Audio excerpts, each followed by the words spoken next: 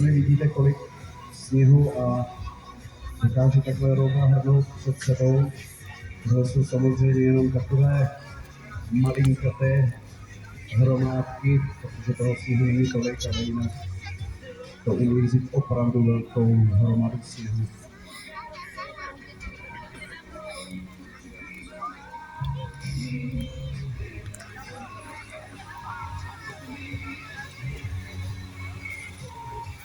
Takže zrovna Zdenda si nástupí na pamatku,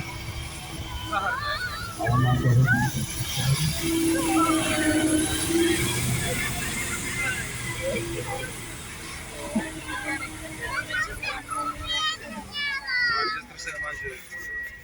Kristýno, vrať se, Kristýno! Nahoru taky Freza, která má tam Manchester.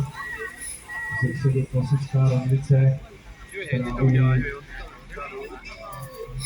Freza umí až takhle nahoru. Trošku nám zamává.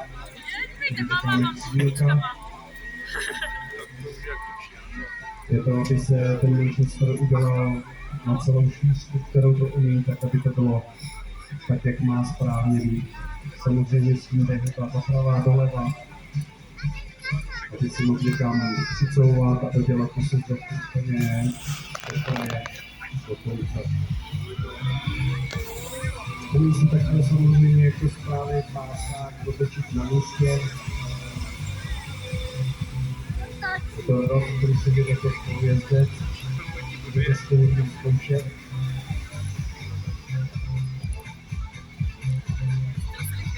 Radlice, takhle se může přizvednout. Umí to opravdu velký množství sněhu hrnout před sebou, aby právě doplnilo masu kopce, místě, sněhu třeba samozřejmě náklony, protože tady ta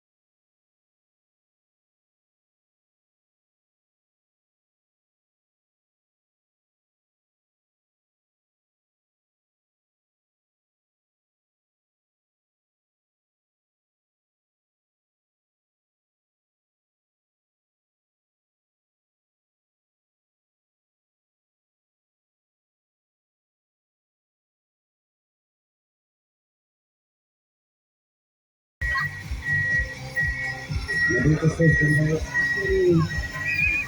vám chce ukázat, co ta mašina umí. Samozřejmě pak tu hromadu tady tak srovná, abyste si mohli zítra zavydělat.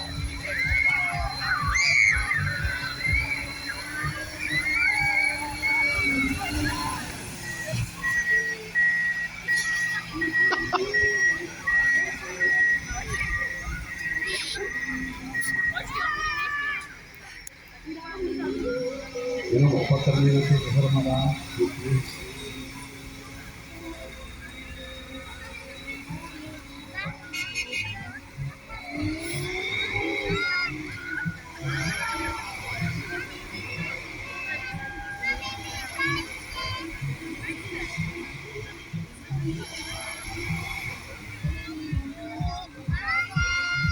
Já si myslím, že tohle chce potlesk pro Zdendu, protože s touhle váhou to není úplně jednoduchý.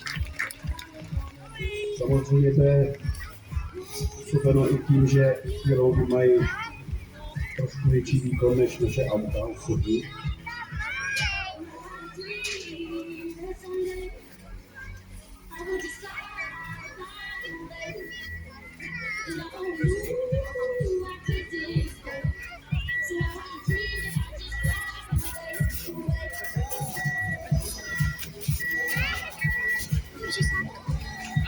Takže Zdenda mladší už jede nahoru, čeká ho sjezdovka tady, sjezdovky, nebo jedna svítavská z druhé strany tady Bukové hory a ta starší a David, když se tady jenom připraví, aby to přišla Manchester.